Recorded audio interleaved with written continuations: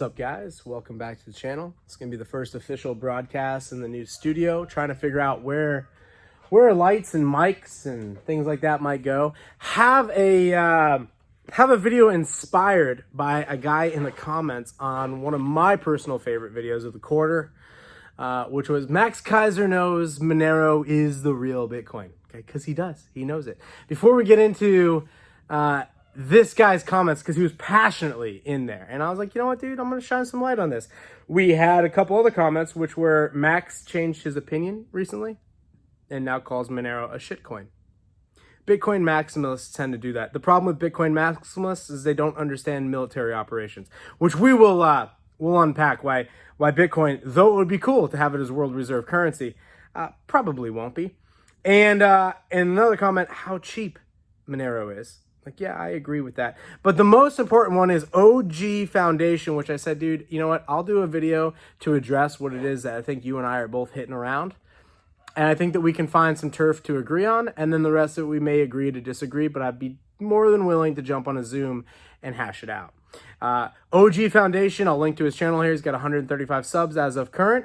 He's an interesting guy. All right, you could say he's a little out there. Great beard, though. Great beard. And he has built an Earthship, which I found the most interesting from all of his content on his channel. Is he's got an Earthship. If you've never seen Earthships, before I started building the pole barn house thing, it was like on my list of researched things. And if I lived in an area where I had no permits and I was just like totally out in the wilderness and like just do it's super. Earthships are cool. If you don't know what Earthships are, Google around here on YouTube. Search around for Earthships. They're unique and very old school, new age. And so this kid's got a castle Earthship in Vermont. It's pretty baller. Also, he's hitting on some real diamond age stuff as far as talking about different files, secessions, cryptocurrencies, and etc. And here's where the beef started. Essentially, he was like, everyone knows Bitcoin Cash is the real Bitcoin. Now, I use Bitcoin Cash to transfer money often, but I don't really hold Bitcoin Cash for value appreciation. I just use it basically to transfer and buy Monero most of the time. Now, here's the point that he had in his comment, which was Monero has no fixed supply, shills galore. Was just waiting for you to double down after you failed to respond to the facts I provided in the last video. And then his other comments were censored, deleted, and Bitcoin Cash is the real Bitcoin. Number one thing I gotta address there is, yes, things may get deleted. I don't typically delete them if they're not super trolling. But is the Google algorithm gods deleting and censoring our stuff? Welcome to 2021, man. Should you be a victim? Victims are fake and gay. No one loves victims. Nobody does. Our society might be like, oh, you're a victim, but nobody actually cares. But I thought your comments were worthy enough of putting together a video to really unpack. The point here being is that we've got a guy who's about Bitcoin Cash. We've got Max Keiser who's about Bitcoin and only Bitcoin, fully public blockchain. Bitcoin Cash brings in some privacy features. What happened there a few years ago was there was a fork. There was many forks in Bitcoin. And Bitcoin Cash forked off of Bitcoin. And they created their own tribe. Bitcoin continued on with its investable tribe. People like Max carry the torch now. And they move forward with the idea of Bitcoin. And there's some features and some benefits to Bitcoin Cash for sure. It has a smaller market capitalization. It has a smaller tribe. Bitcoin is being more readily adapted to, but it is a fully public blockchain. And if you study history, you know what's going to happen when these governments start to feel threatened by their monopoly on fiat currency. They're going to tax it or they're going to make it treason. And so when you address things like this with guys like Max Keiser, Bitcoin maximalists, they, one, are so aloof where they're like, that won't happen. Or two, they're like, we have the Lightning Network, it's private, et cetera, et cetera. And it's like, yeah, Max, what happens when the alphabet soup companies, agencies, can we just call them corporations? Because that's what they are. So what happens when the alphabet companies come for you? What are you going to do? Are you going to move your Bitcoin if it's treason? Because it's possible. At this point in time, it's not. But I am a fan of the Monero tribe because it's like the bad boys of the internet. Everybody knows that Monero is like the #1 cryptocurrency used on the dark web or anywhere else because it has the brand of being private. It also has one CPU, one vote, as opposed to Bitcoin, which is decentralized but not. Because if you're not mining Bitcoin in a warehouse much bigger than this place, like with its own power supply and things like that, you're not really mining Bitcoin. All right. But with Monero, you can have a laptop and be mining it, which is what I like.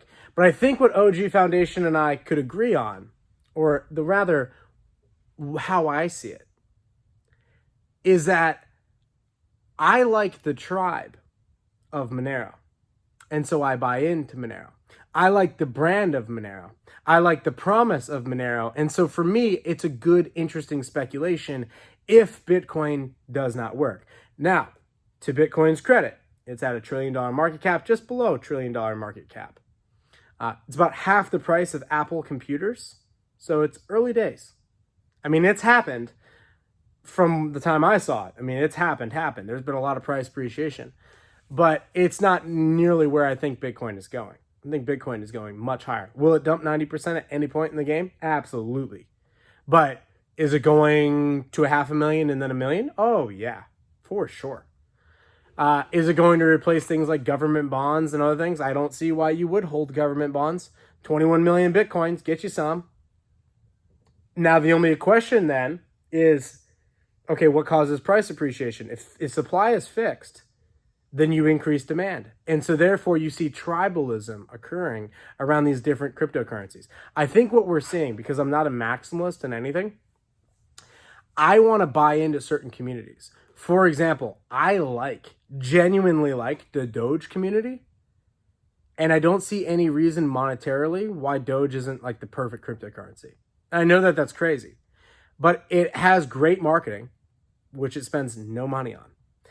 And it has, in my opinion, the perfect currency inflation rate, according to Milton Friedman, who is a monetarist and probably did the most amount of work in economics on currency, inflation, money supply, etc.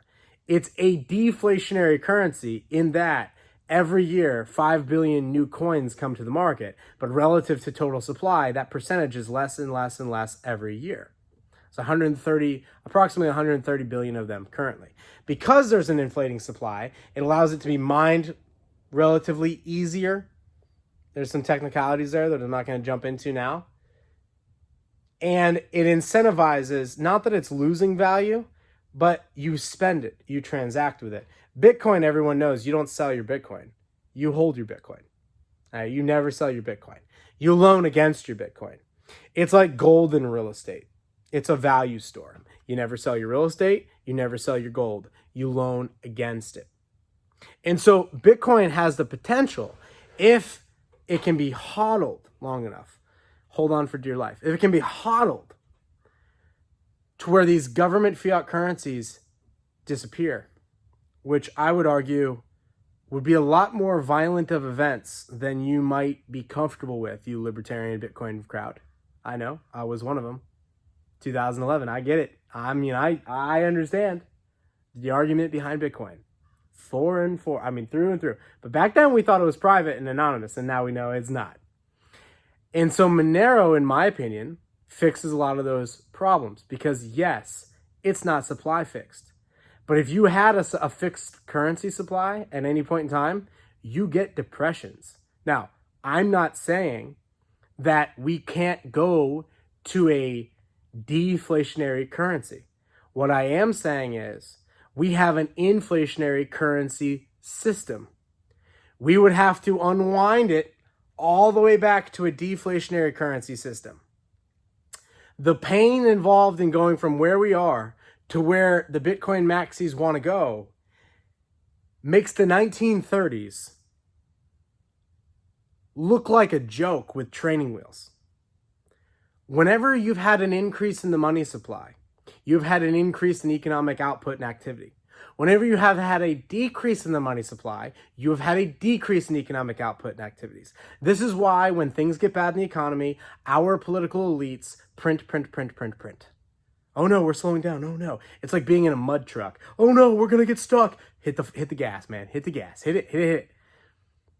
What the Bitcoin maxis are saying is no, stop inflating the currencies. And let's have an honest, open, public ledger of account. And let's trade economic resources and goods and services according to this ledger.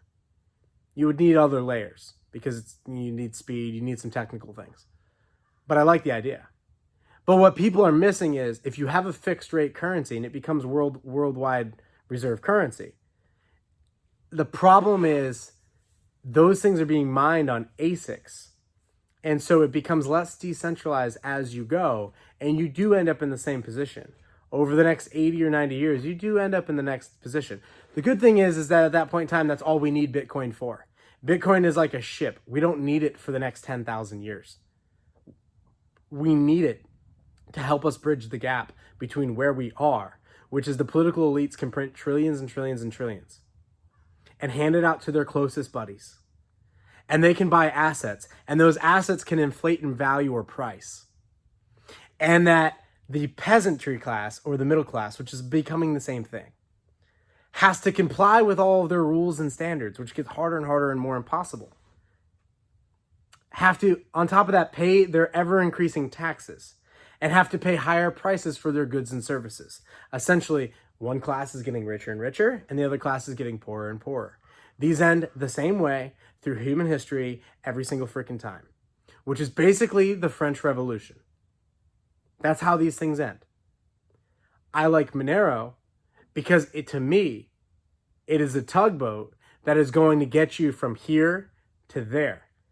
Bitcoin, and I've said in other videos, could very well become world reserve currency. Problem though, because the mining algorithm lends itself to large government institutions, big buildings, big power supplies. Monero is truly decentralized. A guy in a solar panel out in the woods that has a StarNet or Starlink connection can mine it on a laptop and help contribute to the network. It's a pretty big deal. That's a pretty freaking huge deal. But my point here being is that whether it's cryptocurrencies or metals or whatever it may be, that people are tribal in nature. And so when we're buying into these different things, we're buying into the brand and the community.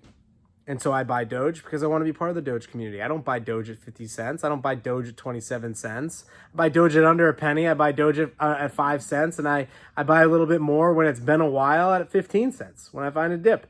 And if it drops more, great. And if not, it goes to 25, I'll let it sit. I'll wait 6 months. But I'm contributing to adding into my position to that community because there are things that would be offered in that community that I want to partake in. Like I might want to go to an AMC movie or a Mavs game. And I know that they are okay or that they support that particular currency. For example, at some point in time when I've got the podcast studio and things like that all rocking, and I do some sort of membership-like thing that people have asked me to do so we can talk about investing and things that can't be spoken about here because we are censored on these platforms, which means we need to be working on ways to get away from them, which we're doing. I think Monero is a key to getting there. Is Bitcoin Cash going to get there? I don't like the community. The people there, Richard and the others that started this thing, I don't like them. I use it. I use the coin if I'm moving money from an exchange to an exchange because it has low fees and it does have private shielding and things like that. But it's just not my community. I look at the guys that are building it and I'm like, I don't want to be associated with those guys. So I don't go there. But I look at the Monero community and I look at the free market, libertarian, anarcho capitalists that are involved in Monero. And I go, yeah, that's the community I want to be part of. I look at Pirate Chain and I have a small position in Pirate Chain at the moment. I'm looking at the price action right now and I'm going, yeah, I might back the truck up on Pirate Chain, especially with it hanging out like around $1. It's kind of, and I'm like, yeah, I like the idea there. I don't know if I trust the community there yet or not. I'm not a technologist, so I don't know how good the tech is. I hear it's good. The brand seems to promote it as being the one as far as privacy.